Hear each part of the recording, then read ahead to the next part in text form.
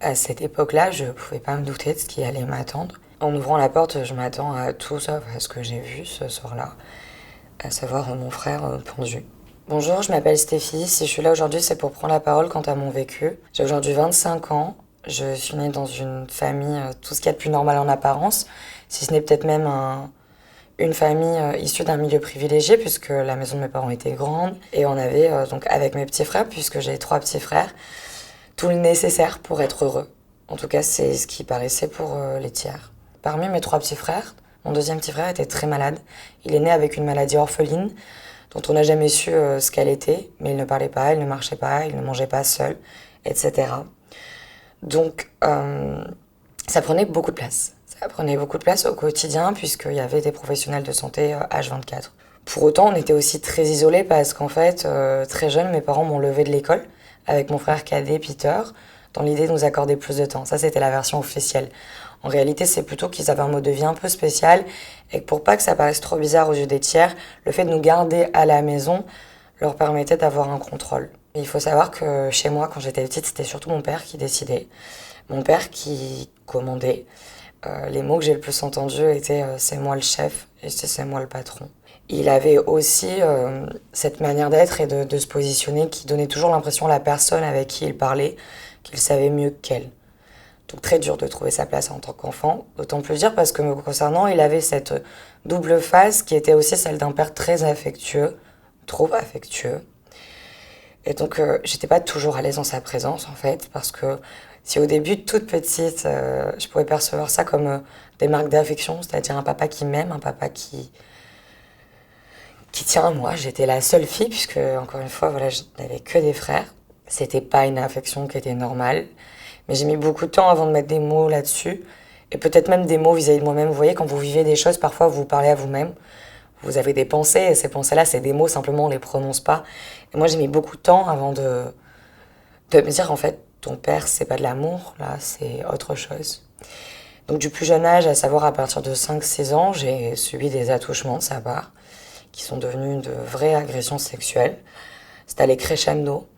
Moi, j'ai toujours dit que ça s'était pas passé qu'une fois. Et j'ai ce souvenir-là, hein, de cet âge-là jusqu'à l'âge de mes 13 ans, d'un père qui dépasse les bornes, qui baisse ma culotte et passe beaucoup de temps là où il devrait pas y passer. Ce qu'il faisait souvent, c'est qu'il me faisait des massages. Enfin, il disait qu'il allait me masser et en fait, c'était pas du tout mon dos ni ma nuque, mais mes parties intimes. Et il venait aussi régulièrement dans ma chambre le soir, donc il prétextait auprès de ma maman d'aller embrasser les enfants. Sauf qu'il rentrait pas dans la chambre de mes frères. Ces soirs-là, il rentrait dans la mienne.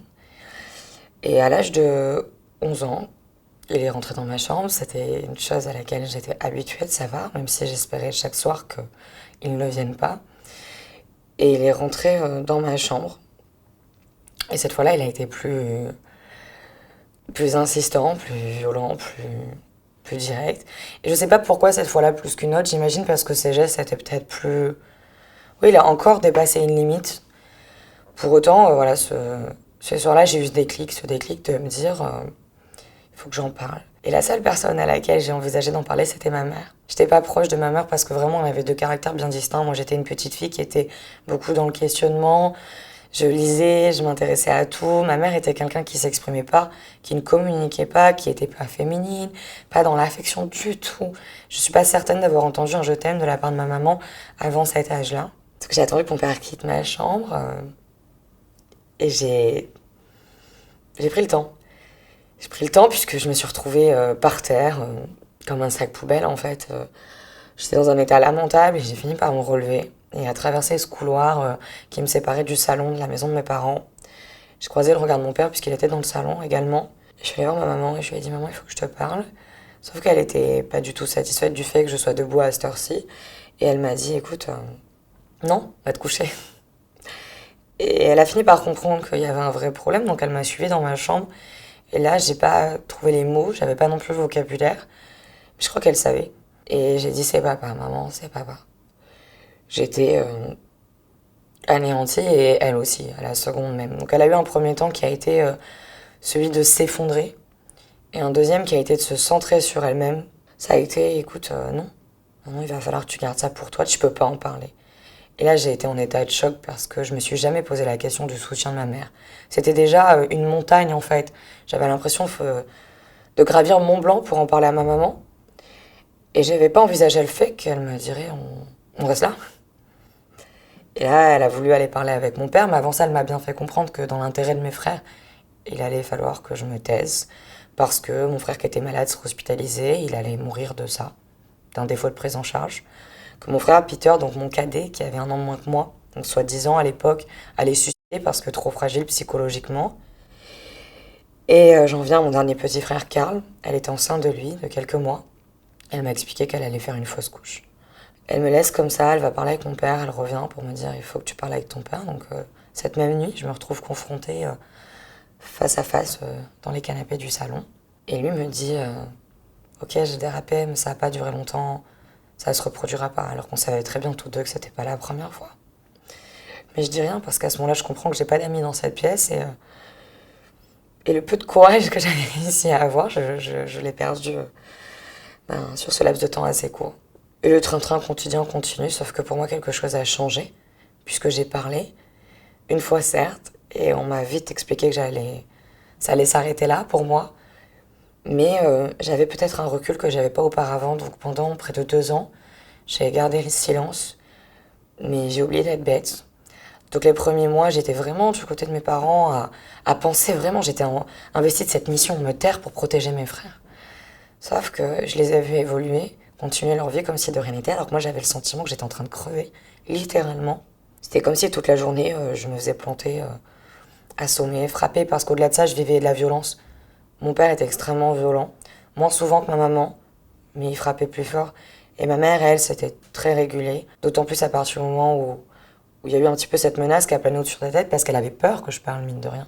Donc même si c'était moi la victime dans cette histoire-là, elle était toujours dans cette posture où on ne prend pas le risque que Steffi s'exprime.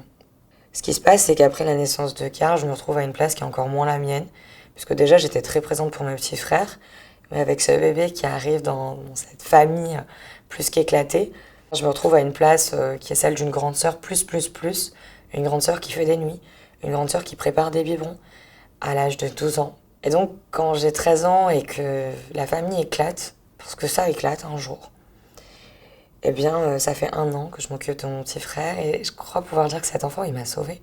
Parce qu'à un moment où la mort, elle était partout autour de moi, parce que quand vous êtes victime de telle horreur, vous avez des idées noires, il faut le dire, je crois. Eh bien, j'avais à la fois ce symbole de vie.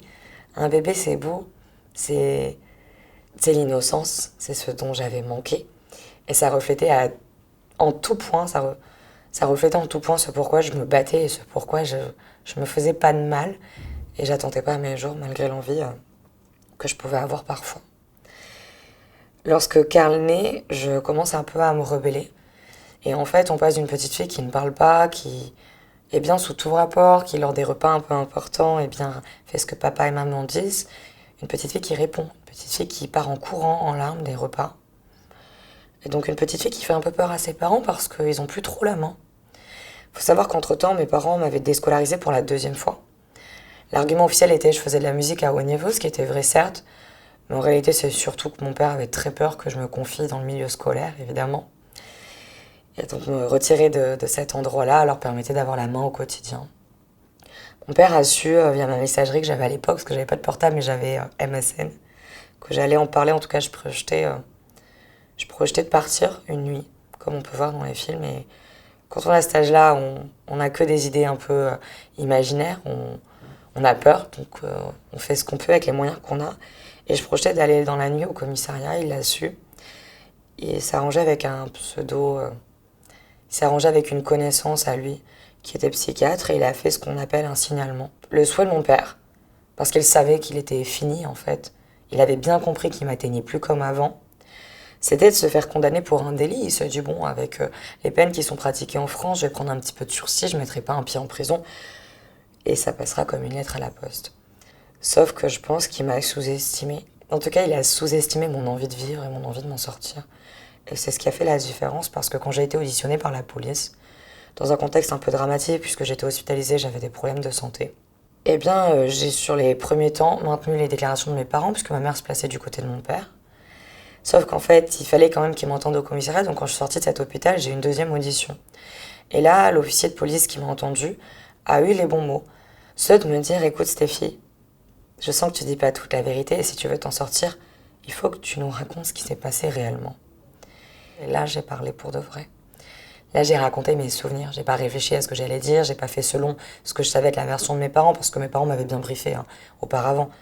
J'ai raconté les moments violents, les gestes incestueux, le fait que ça ne s'était pas passé qu'une fois, que ça n'avait pas duré 2 secondes, que mon père ne m'avait pas frôlé, contrairement à ce qu'il avançait. 2 mois après, environ, je suis placée en foyer, dans un contexte un peu dramatique, puisque entre cette audition et mon placement, mes parents m'ont envoyé à l'étranger pour apprendre la langue. C'était encore un moyen de m'isoler un peu plus dans une famille. Et quand je suis arrivée à l'aéroport sur un vol encadré par la compagnie aérienne, il y avait une barrière avec des policiers et plein d'inconnus. C'était assez violent comme scène. Je rencontre un juge pour la première fois de ma vie, je comprends très vite ce qui se passe autour de moi. On m'explique aussi que mon père a été incarcéré, en tout cas placé en détention provisoire, qu'il est en prison. Je suis en sécurité plus ou moins. Et que ma mère, malheureusement, se place toujours du côté de mon père, donc je comprends qu'elle n'a pas évolué. Et donc je passe 2 ans de ma vie en foyer à partir de là. Au bout d'1 an, un peu plus, mes parents sont jugés.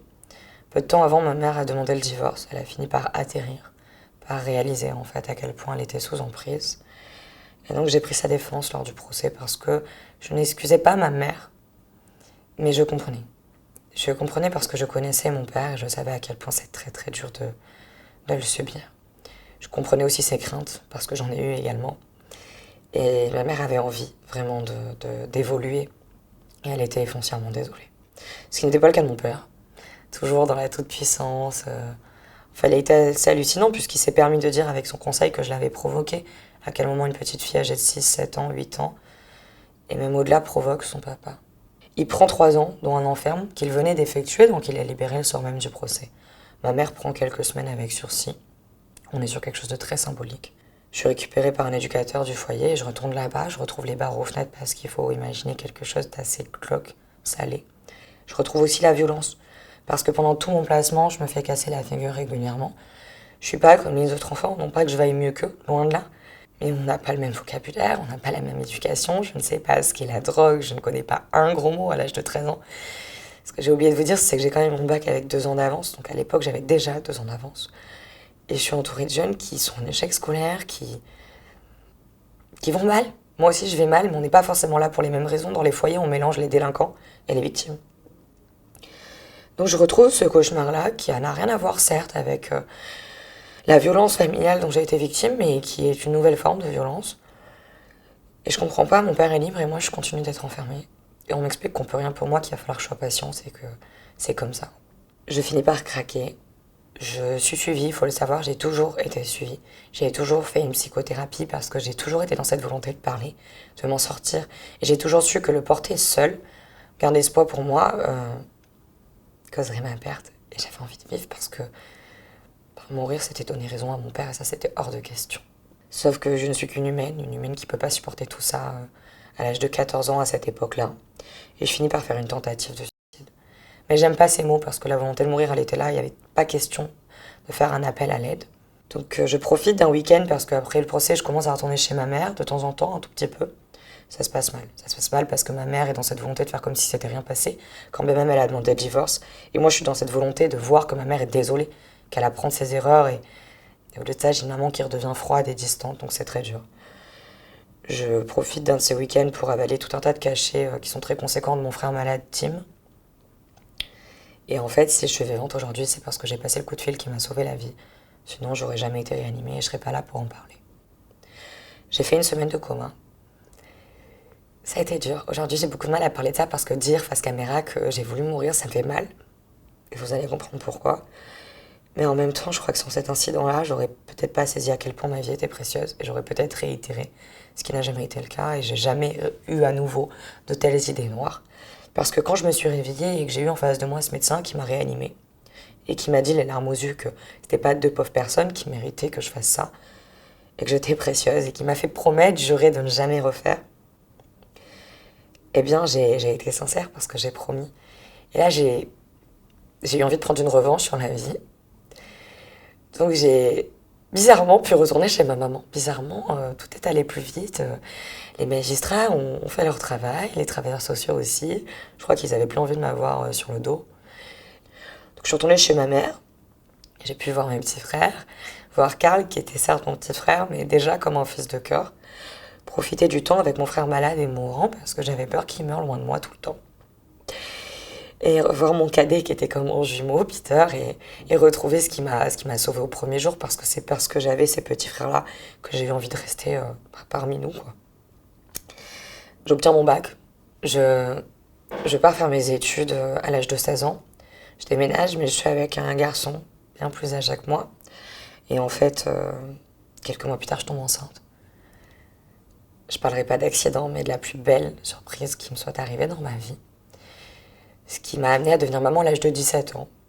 Et la fille est arrivée dans ma vie à un moment où j'avais pas prévu. J'avais pas du tout prévu ça. Mais c'était à refaire, je ferai les mêmes choix. Puisqu'elle a fait de moi la meilleure personne qui soit. Et je suis devenue meilleure grâce à elle chaque jour. J'ai vécu quelques années avec son papa. Mais on a fini par se séparer et même divorcer. J'avais 20 ans quand j'ai demandé le divorce. Ma fille avait 2 ans à cette époque. Et j'avais énormément renoué avec ma mère. Du coup, elle m'a proposé de venir m'installer près de chez elle, dans la même ville, pour qu'on soit proches, pour qu'on puisse s'entraider. Puisque Karl, à cette époque-là, est âgé de seulement 7 ans, donc ils sont relativement proches avec ma fille. Et c'est vrai qu'ils ont d'ores et déjà une relation comme un frère et une sœur. Ce qui m'a permis de partager des moments extraordinaires auprès de lui, mais aussi des moments difficiles, puisque j'ai vu que mon petit frère allait très mal, beaucoup plus mal que je ne le pensais jusqu'ici. Pour que vous compreniez ce que je sous-entends par là, c'est que mon père sort de prison, Karl a 2 ans. Il sort de prison, il saisit le jeu d'affaires familiales dans le cadre du divorce qui le lie à ma maman.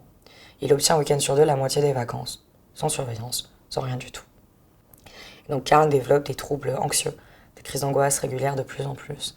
Et donc à l'âge de 7 ans, on est déjà sur un petit garçon qui vomit avant d'aller en week-end ou en vacances chez son père. Un petit garçon qui manifeste des signes importants de trauma. Mais personne ne fait rien, et même moi. Moi, ce que je fais, c'est que je parle à ma maman, je m'énerve, je me fâche, mais en même temps, j'ai le mauvais rôle, parce que si c'est moi qui dis quelque chose, on dira que je veux me venger. Et là où je comprends que vraiment ça va pas, ça commence en 2018, parce que Karl, il parle déjà de suicide. Il commence à dire qu'il a voulu se planter un couteau dans la cuisine, et qu'il en est là, en fait. Et là, je prends mon téléphone, j'appelle notre père. Et je le confronte, je lui dis, je te rends compte qu'il y a un problème avec ton fils? Et il minimise encore une fois. Non pas que ça le fasse rire, mais tout est sur le compte de la séparation, d'un enfant qui trouve pas sa place. Je deal un petit peu de prendre Karl sur son temps de garde pour essayer de minimiser, et notamment qu'il soit pas seul avec lui, donc je revois un peu mon père. C'est pas une partie de plaisir, mais pour Karl, je ferais n'importe quoi. Et ma mère est en mode, on ne me croira pas, je ne peux rien faire, tu te rends compte? J'ai voulu aller déposer une plainte, on me l'a refusé, parce qu'il faut savoir qu'Karl avait raconté un incident. Notre père, lors de vacances, avait voulu le forcer à se baigner nu, avec des adultes aussi nus. Mais là, le commissariat n'a pas voulu faire état de cela. Donc, de 2018 à 2019, mon frère va de plus en plus mal, au point qu'il est sous thérapeutique, qu'il est suivi par un pédopsychiatre, qui fait des allers-retours aux urgences. Il a des hallucinations, rien ne va. Et moi, à mon niveau, je propose de l'emmener en vacances avec ma fille et moi, qui est un projet de longue date. Donc, je l'amène sous les cocotiers, dans un paysage... sous les cocotiers, voir des paysages qui sont dignes de cartes postales, à savoir qu'on est aux Caraïbes, on fait une croisière. Et au bout d'une semaine de vacances, le téléphone sonne. C'est le capitaine qui me dit que je dois rappeler mon père de toute urgence. Et je trouve ça très bizarre à quel moment j'ai ce genre de relation et de contact avec notre père. Donc je me mets sur le balcon de la cabine, j'appelle mon père. Et là, il me dit... je lui demande d'abord si je dois m'asseoir, parce que j'ai peur. Et je sais que mon père a ce côté très pervers où il aime bien balancer des grosses infos qui mettent très mal. Et on n'a plus la maîtrise de soi. Il me dit que oui. Donc là, je comprends que c'est grave. Mais je pense à mon frère qui est malade. Je me dis, ben ça y est, c'est même mort. Je pense pas du tout à ma maman. Et c'était ma mère qui s'est suicidée. Voilà, ma chérie, je suis désolée, ta mère est morte, elle s'est suicidée. Ma mère si forte, j'aurais jamais pensé que ma mère fasse un truc pareil. Je la voyais comme quelqu'un de fort parce qu'elle a jamais montré ses émotions ni le moindre signe de faiblesse. Elle était certes défaillante, elle était certes dure parfois, mais à aucun moment j'ai pensé que ma maman avait ce genre d'idée. Et là, même s'il y a une partie de moi qui est cette petite fille de 22 ans, orpheline, il y a aussi cette autre partie de moi qui est la grande sœur, celle qui sait que son petit frère a des idées noires. Et je me dis, il va falloir que je lui annonce qu'il a perdu la personne qu'il aimait plus que tout au monde. À quel moment il va avoir envie de vivre après ça? Je quitte ce bateau en urgence avec les 2 enfants sous le bras. J'explique à Karl, qui est un petit garçon très sensible, qu'il va falloir être courageux et qu'il va falloir comprendre que là, je peux pas lui parler. Et que c'est pour qu'on puisse quitter ce bateau à temps et rentrer en France. Mais que je lui promets qu'il est ma priorité et qu'arrivé à l'hôtel, je lui raconterai. Arrivé à l'hôtel, je me mets vite devant la télé et je me retrouve à m'isoler dans une salle de bain avec mon petit frère assis au sol. Et j'essaie, je vous jure, j'ai essayé de sortir ça, de trouver les mots. Il n'y en a aucun. Et je finis, après plusieurs élans, plusieurs tentatives, à prononcer ces mots terribles qui l'ont brisé pour toujours, je crois, et lui dire, maman est morte. J'ai jamais vu et ressenti autant de souffrance chez une personne ce jour-là. Et il a hurlé de toutes ses forces pour finir par prononcer certains mots qui ont été « Je t'en supplie, protège-moi de papa. Je t'en supplie. » Et c'était vraiment un appel à l'aide de sa part. Et bien sûr, j'ai promis que j'essaierai, j'ai pas promis que j'y arriverai, mais j'ai promis que je ferais tout mon possible et plus encore. Ce que j'ai fait, avant de me retrouver confrontée à notre père, il s'est écoulé, je crois pouvoir le dire, seulement quelques heures, puisqu'avant même qu'on rentre en France, il commençait déjà à poser problème, puisqu'il était dans cette volonté de tout contrôler. Un des premiers conflits a concerné, et ça me fait mal de le dire, mais la dépouille de notre maman. Je vais vous le citer, il a proposé d'aller prendre en photo son corps pour le montrer à Karl si toutefois un jour il avait besoin de voir. Et je comprends qu'il va nous faire aucun cadeau. Et j'ai peur pour Karl parce que je connais le système judiciaire, que je suis consciente d'avoir que 22 ans. Et je me dis à quel moment on va écouter la voix de mon petit frère qui a 9 ans. Karl qui s'est retrouvé à enterrer sa maman 2 jours avant son anniversaire. J'ai vécu bien des drames jusqu'à cette période-là, mais ce jour-là, le ciel m'est tombé sur la tête et rien n'a plus jamais été pareil. Parce que j'aimais ma maman également.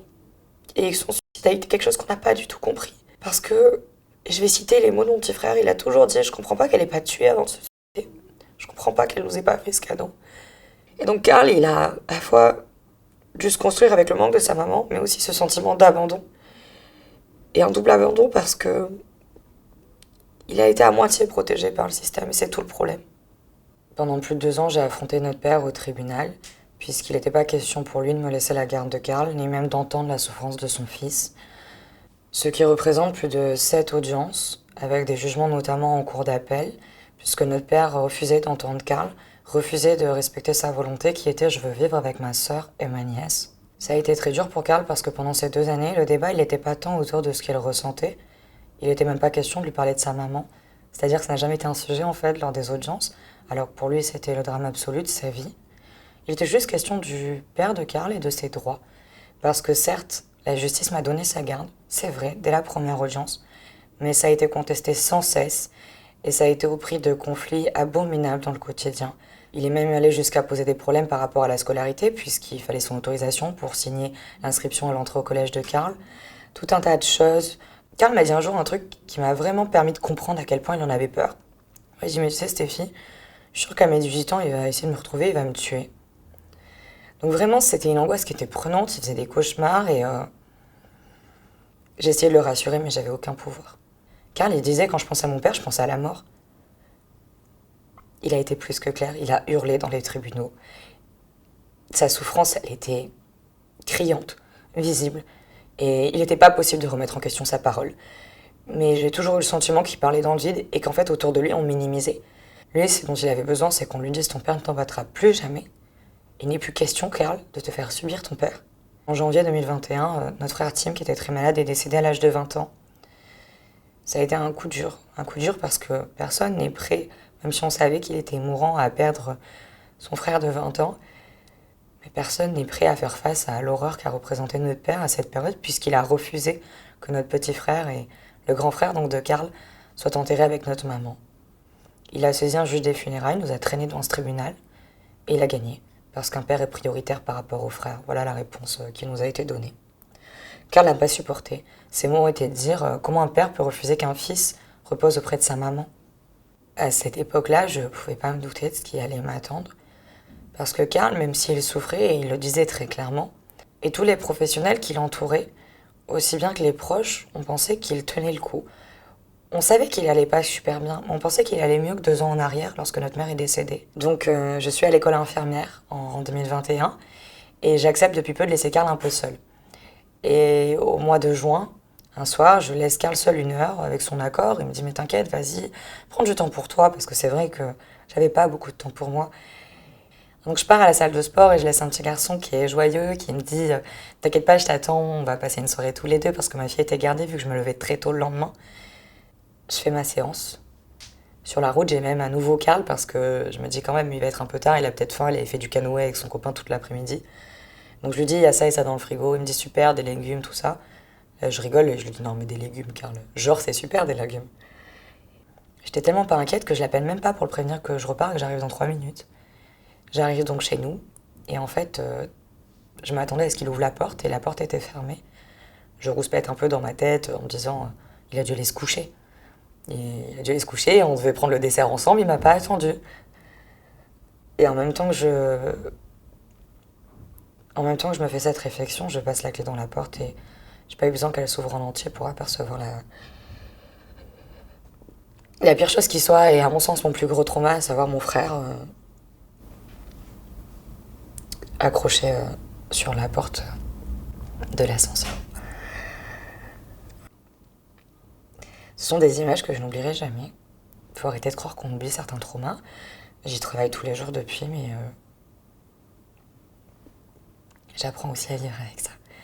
Cette image-là, elle est atroce parce que voilà, c'est digne d'un film d'horreur. Mais elle est d'autant plus atroce qu'elle représente absolument, je pense, ce que ressentait mon frère, à savoir, j'ai trouvé un petit garçon qui avait abandonné. Il était toujours aussi beau et il avait juste le visage de quelqu'un qui avait renoncé. J'ai rien pu faire. J'ai essayé de le réanimer. Le SAMU est intervenu, des voisins ont sauté le portail. J'avais dans mon malheur cette chance d'être formée au geste d'urgence. Mais je suis arrivée trop tard, il faut peu de temps pour décéder. C'était le cas bien avant mon arrivée. Depuis ce jour, depuis le 29 juin 2021, je n'essaie pas de faire un deuil que je ne ferai jamais. Parce qu'il faut le savoir, hein, le deuil d'un enfant est un deuil qu'on ne fait pas. Mais j'avance avec ça et j'essaie d'en faire quelque chose parce que ce qui est insoutenable pour moi, c'est d'imaginer le fait que mon petit frère ait perdu la vie pour rien. Notre père, à son niveau, et les défaillances du système judiciaire ont coûté la vie à plus de la moitié de ma famille. J'oublierai jamais ce que j'ai dit lorsque le SAMU est intervenu, mais on pouvait m'entendre crier « je veux prendre sa place ». C'est pas que je voulais mourir, c'est juste que si ma vie à ce moment-là avait permis de le ramener sur Terre, eh bien je lui aurais donné sans aucune hésitation. Je crois qu'une partie de moi est morte ce jour-là. Je me suis pas réveillée un matin en me disant je vais raconter ma vie. À vrai dire, j'ai toujours pensé rester dans l'anonymat et peut-être un jour en parler, mais sans porter cette étiquette sur mon front parce qu'il faut l'assumer. Et on n'a peut-être pas envie de serrer la main d'inconnus et d'imaginer que ces gens-là savent quels sont nos plus grands traumatismes. Mais aujourd'hui, je le fais parce que je peux pas porter ça toute seule. Parce que, et je n'aime pas cette disquette, mais je crois elle est très révélatrice. Là, on doit changer de camp. C'est pas une fierté, mais ça s'est passé et ça se passe dans de trop nombreux foyers. Il n'y a pas de visage, il n'y a pas de milieu social, il n'y a pas de règles. Vous pouvez connaître des gens autour de vous qui ont vécu ce type d'horreur-là et qui ne vous le diront pas. Je sais que c'est insoutenable pour un adulte normalement constitué d'imaginer que son voisin, son cousin, son frère, son mari, parfois une femme aussi, parce que ça existe même si c'est plus rare, est capable de faire ça à un enfant. Mais je crois que cette statistique qui dit qu'un enfant sur 10 est victime d'inceste, elle est essentielle. Et qu'elle doit être dite, redite, répétée. Je suis un enfant sur 10. Karl, c'est un enfant sur 10. Et au-delà de ça, une victime sur 2 essaie de se suicider. Donc combien il y a de petits Karl, en France ou ailleurs, et combien n'ont pas été aidés. Et aujourd'hui, je suis fatiguée, parce que quelques mois après, en octobre 2021, j'ai créé une association qui porte le nom de mon petit frère, qui s'appelle l'association Karl. Une asso qui est là pour lutter et notamment accompagner les victimes de violences sexuelles. Donc on a beaucoup d'enfants victimes, beaucoup plus que ce que je ne pensais en créant cette association. J'ai fait une promesse à Karl en lui disant au revoir. Je lui ai promis que J'agirai pour donner tort à son suicide, qu'il était hors de question qu'il soit mort pour rien, et qu'un jour la France s'excuserait. Mais je veux pas juste que la France s'excuse, je veux qu'elle prenne la mesure de ce que je dénonce. Parce que même si malheureusement on n'est pas un cas isolé, mon histoire, l'histoire de Karl, elle représente absolument toutes les failles du système. Si vous avez réussi à m'écouter jusqu'au bout, je crois que vous serez d'accord avec moi. Pour autant, j'ai aussi fait face à des choses belles, à des élans d'humanité, c'est ce qui m'a sauvée. Et moi, ce que je veux, c'est apporter à ces gens ce qui m'a sauvée, à savoir une chaîne de main tendue, leur montrer que s'il y a des êtres humains qui sont pourris, qui sont autocentrés, il y a aussi des gens qui ne doivent rien à personne, qui sont sensibles, altruistes, empathiques et qui font alors qu'ils ne doivent rien à personne.